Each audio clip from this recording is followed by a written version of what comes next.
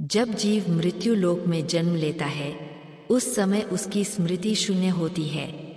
वह ना तो किसी चीज को जानता है और ना ही किसी को पहचानता है। बच्चा माँ के गर्भ से निकलकर जैसे ही बाहर आता है तुरंत ही रोना शुरू कर देता है। वह ऐसा तकलीफ में करता है या कोई और कारण भी है जिसे हम समझ नहीं पाते।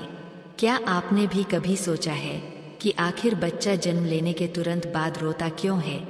इसके पीछे का सटीक कारण क्या है?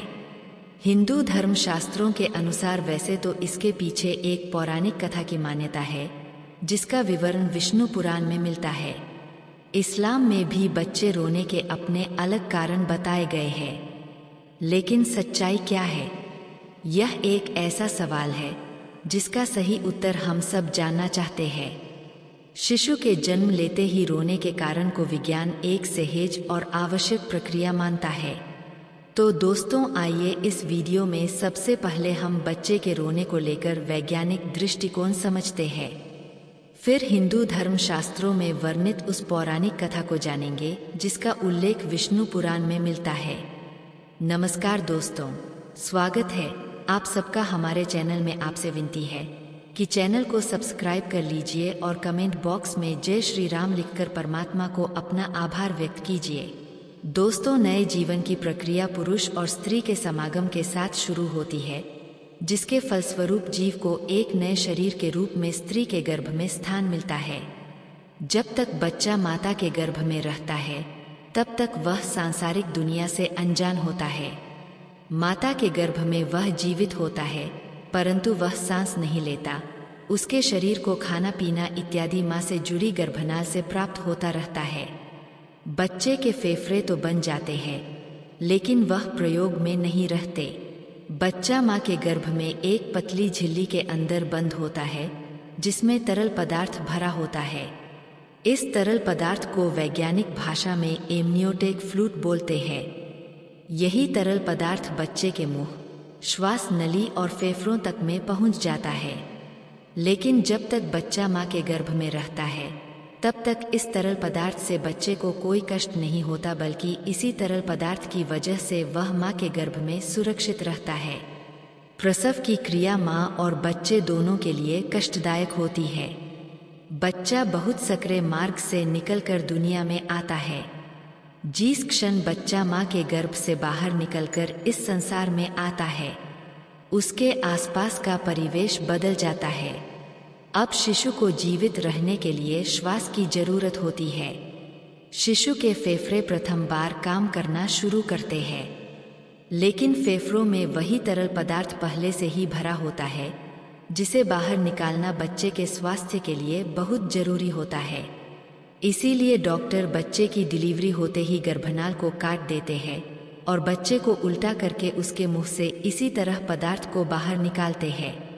ऐसी असहज स्थिति में बच्चा प्रथम बार रोता है।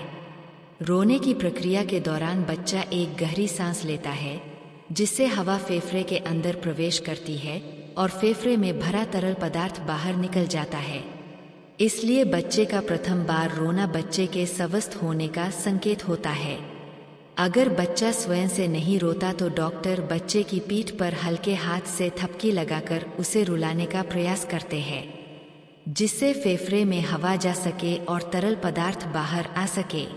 बच्चे के दिमाग को सही ढंग से काम करने के लिए एवं बच्चे के शरीर को सुचारू रूप से कार्य करने के लिए ऑक्सीजन की जरूरत होती है। जिन बच्चों के फेफड़े से तरल पदार्थ नहीं निकल पाता उनके फेफड़े में पर्याप्त हवा नहीं पहुंच पाती।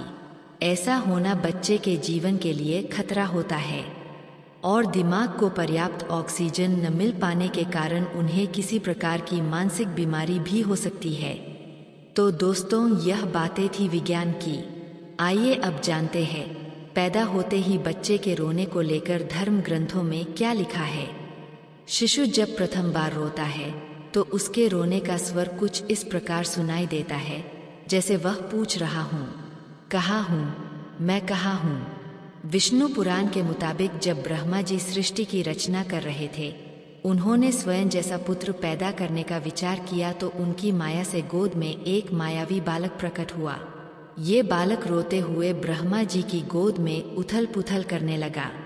जब ब्रह्मा जी ने उस बालक से इसकी वजह पूछी तो उस बालक ने प्रश्न किया, मैं कौन हूँ, मैं कहाँ हूँ, मेरा क्या नाम है।